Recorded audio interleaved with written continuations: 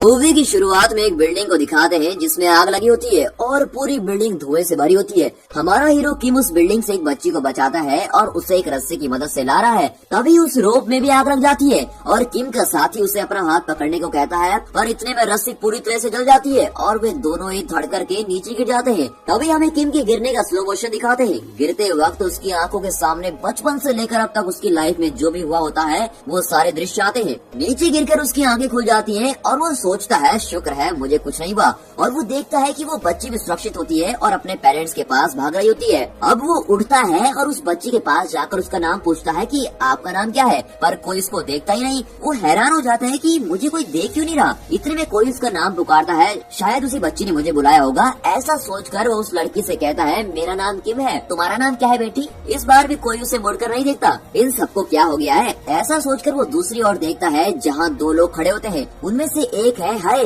जो ऊंचे कद का आदमी है और उसने कोट पहना होता है। दूसरी ओर एक लड़की है जो दिखने में बहुत ही क्यूट है और जिसका नाम है ली। और यहाँ ली ने ही किम को पुकारा होता है। उसे देखकर किम कहता है कि वहाँ क्यों खड़े हो तुम लोग, दिखता नहीं हर जगह आग लगी है, तुम्हारे सर पर कुछ गिर गया तो। एक तरफ किम ये सब कह रहा होता है और दूसरी ओर दिखाते हैं कि किम के सारे साथी वहाँ दुर्घटना में मरे हुए अपने साथी को घेर कर मातम मना रहे हैं और वो मरा हुआ आदमी और कोई नहीं, वो किम ही होता है। ये देखकर किम चौंक जाता है, पर हे और ली ऐसे खड़े होते हैं जैसे उन्हें इन सबसे कोई फर्क ही नहीं पड़ता। तभी ली कहती है कि हम कुल मिलाकर 3 लोग हैं। मरने के बाद जब तुम परलोक पहुंचोगे तब वहाँ 49 दिन तुम पर 7 केसेस चलेंगे और उन 7 केसेस में हम तीनों तुमको बचाएंगे और तुम्हें पुनर्जीवन दिलाएंगे। ये सब हम इसलिए कर रहे हैं क्योंकि तुम एक पैरागन हो जो दूसरों की जान बचाने के लिए अपनी जान से खेलता है। ऐसी घटना 420 साल बाद अभी घटी है, तो हम हैं तुम्हारे गार्डियंस। इतने में है कहता है, मैं असिस्टेंट सिक्योरिटी स्पेशलिस्ट हूँ। अपने इंट्रोडक्शन के बाद वो किम से कहता है, तुम कंफ्यूज हो गए ना कि तीसरा आदमी कौन है। वो तीसरा आदमी है कैप्टन गैंगरिन।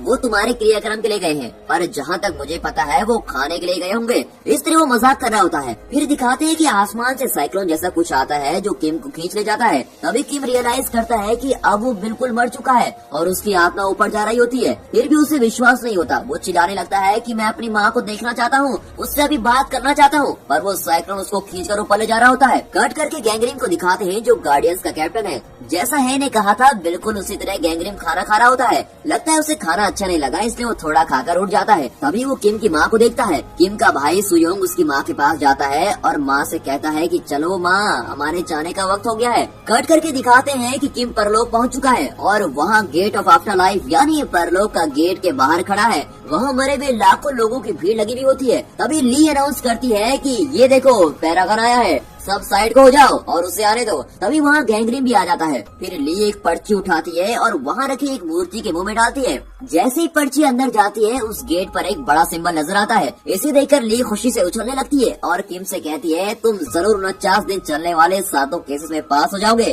और फिर पहले केस की सुनवाई के लिए उस गेट से अंदर जाते हैं। कट करके दिखाते हैं अंदर एक बड़ा ब्रिज है। ब्रिज के दोनों ओर ज्वालामुखी का लावा फैला हुआ होता है। अगर जरा भी बैलेंस मिस हो गया तो लावा के अंदर गिरकर राख होना पड़ेगा। तीनों उस ब्रिज पर चलकर जा रहे होते हैं। तभी हे किम से पूछता है, तुम ठीक से सोचकर बताओ, तुमने कभी किसी का खून तो नहीं किया, फिर हमें इस हेल ऑफ मर्डर यानी कत्ल के नर्क में क्यों लाया गया है। किम कहता है कि उसने ऐसा कुछ भी नहीं किया। इतने में ली कहती है, पर यहाँ तो उसी को लाया जाता है जिसने किसी का खून किया हो। अब गैंगरिन में एक्सप्लेन करता है कि कुल मिलाकर 7 पाप होते हैं और इन्हीं 7 पापों का हिसाब गेट के अंदर किया जाता है। कौन सा केस पहले आएगा ये कोई नहीं जानता। ये सिर्फ कोइंसिडेंस की बात है कि किम को पहले कत्ल के नर्क में लाया गया।